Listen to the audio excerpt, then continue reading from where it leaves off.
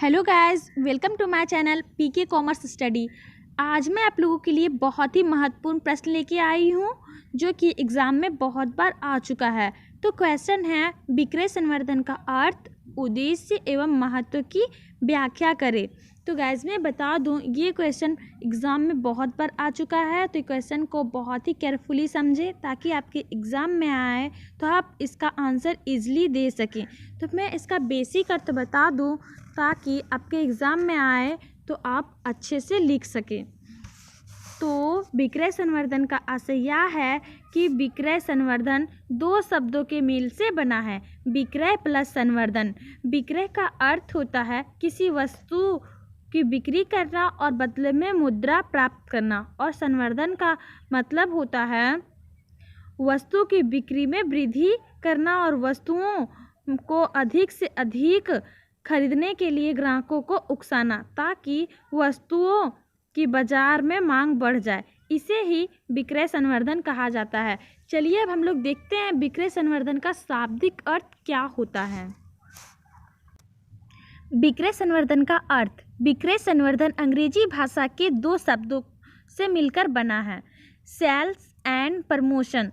Sales का अर्थ होता है वस्तु का हस्तांतरण करना और बदले में प्रतिफल प्राप्त करने से है, तथा प्रमोशन शब्द लैटिन भाषा के शब्द प्रोमोवर से लिया गया है, जिसका अर्थ है टू मूव फॉरवर्ड, अर्थात आगे बढ़ाना। इस प्रकार विक्रय संवर्धन का अर्थ होता है बिक्री को आगे बढ़ाना, यानी कि ज़्यादा से ज़्यादा वस्तुओं की बिक्री करना अर्थात वृद्धि करना। लेकिन विक्रय संवर्धन का अर्थ भिन्न भिन्न विद्वानों ने भिन्न भिन्न प्रकार से लगाया है। इस संबंध में कुछ प्रमुख विशेषताएं निम्न प्रकार हैं। तो चलिए हम लोग देखते हैं विक्रय संवर्धन की परिभाषाएं क्या क्या है। पहली परिभाषा है AHR डेलेंस के अनुसार, विक्रय संवर्धन से अर्थ उन कदमों से है जो विक्रय करने या बढ़ाने के लिए किए जाते हैं। दूसरी परिभाषा है ल्यूक एवं जिगलर की राय में, विक्रय संवर्धन विपणन संवर्धन के उपकरण के रूप में वस्तु के प्रयोग में वृद्धि करता है और वस्तु के बाजार में विस्तार भी करता है या नई वस्तुओं के परिचय में वृद्धि करता है। अन्य परिभाषा है परिभाषा समिति के मत में, विक्रय संवर्धन में व्यक्तिक विक्रय, विज्ञापन तथा प्रचार के अतिरिक्त वे सब क्रियाएं आती है जो उपभोक्ता क्रय एवं विक्रय की तत्परता को प्रेरित करती है, यानी बाजार में वो वस्तुओं को ज़्यादा से ज़्यादा उपलब्ध कराया जाता है जो वस्तुएं उपभोक्ता यानी कि क्रेता पसंद करता है, और उसके लिए बहुत सारे सजावटें और तमाशे एवं नुमाइशें, प्रदर्शन एवं विभिन्न अनैतिक विक्रय प्रयत्न जो साधारण जीवन में नहीं किए जाते हैं वो सब किए जाते हैं और वस्तुओं को ज़्यादा से ज़्यादा बाजार में बेचने का बढ़ावा दिया जाता है। विक्रय संवर्धन की उपयुक्त परिभाषाएं दो प्रकार की है। कुछ विद्वान विक्रय संबंधी सभी क्रियाओं को विक्रय संवर्धन में जोड़ लेते हैं, जैसा कि श्री डेलेंस ने किया। उन्होंने विक्रय करने में सभी प्रयत्न इसमें शामिल कर लिए हैं। यह एक प्रकार के विधान है। दूसरे प्रकार के विधान वे हैं जो विक्रय संवर्धन का अर्थ सीमित क्षेत्र में लगाते हैं। इसमें विक्रय संवर्धन का अर्थ विज्ञापन व व्यक्तिक विक्रय से नहीं लगाया जाता, बल्कि इन दोनों के कार्यों को समन्वित करने से लगाया जाता है। इस प्रकार विक्रय संवर्धन का अर्थ इनके कार्यों में सहयोग करना व उनको प्रभावकारी बनाना है। विक्रय संवर्धन की विशेषताएं निम्नलिखित है। विक्रय संवर्धन ग्राहकों को ध्यान की वस्तुओं व सेवाओं को क्रय करने के लिए किया जाता है। दूसरा है, यह क्रिया वस्तुओं को ग्राहकों की ओर धकेलने वाली क्रिया है।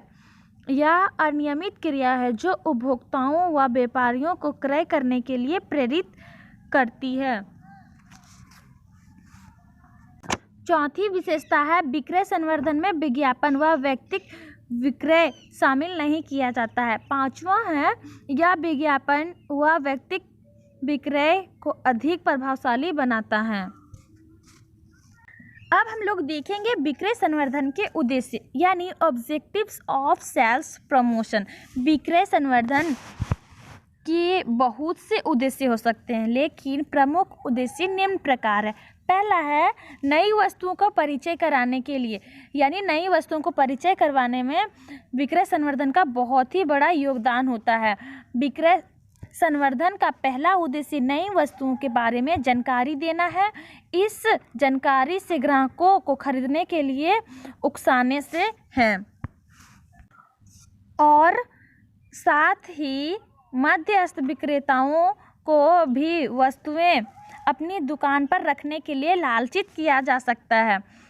इस कार्य के लिए उपभोक्ताओं के उद्देश्य से मुक्त नमूने का प्रीमियम वाली पद्धति को अपनाया जा सकता है।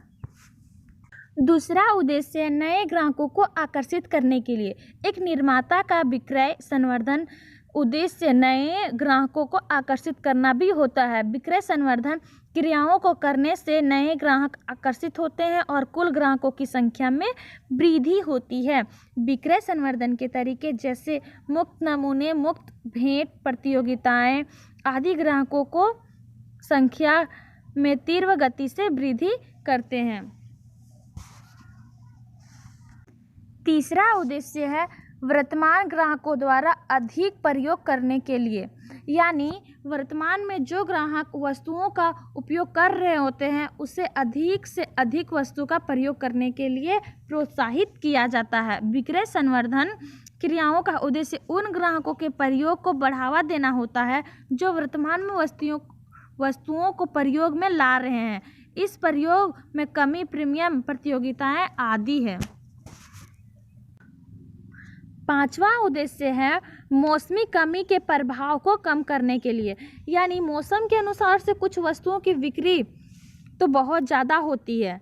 कुछ वस्तुएं ऐसी होती है जिनकी मांग एक खास मौसम में तो बहुत अधिक होता है लेकिन बाद में बहुत कम हो जाती है। जैसे ठंड के मौसम में गर्मी वस्त्रों की मांग बढ़ जाती है, जैसे स्वेटर, टोपी वगैरह का मांग बहुत ज़्यादा बढ़ जाता है और जैसे ही सीज़न ख़त्म होती है वैसे ही उसका डिमांड कम होने लगता है। विक्रय संवर्धन का उद्देश्य इस मौसमी कमी को प्रभाव को कम करना होता है।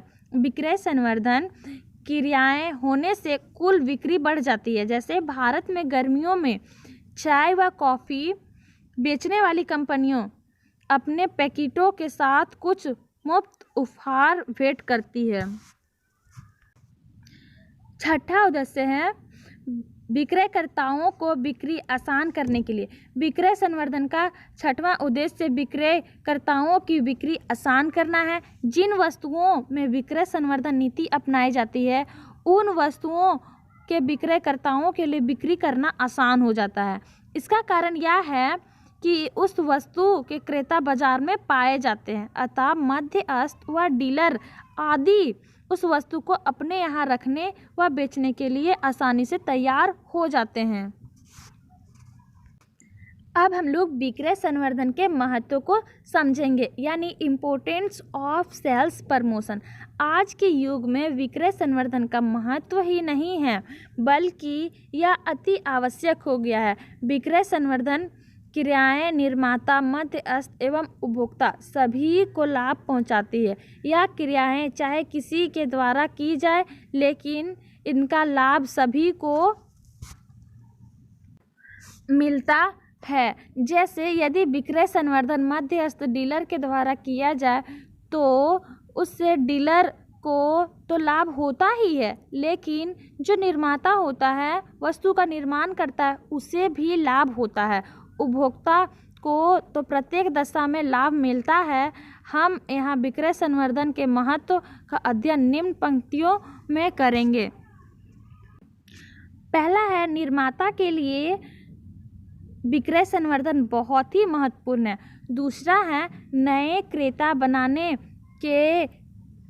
में सहायक। विक्रय संवर्धन में नए क्रेता बनाने में सहायक होता है।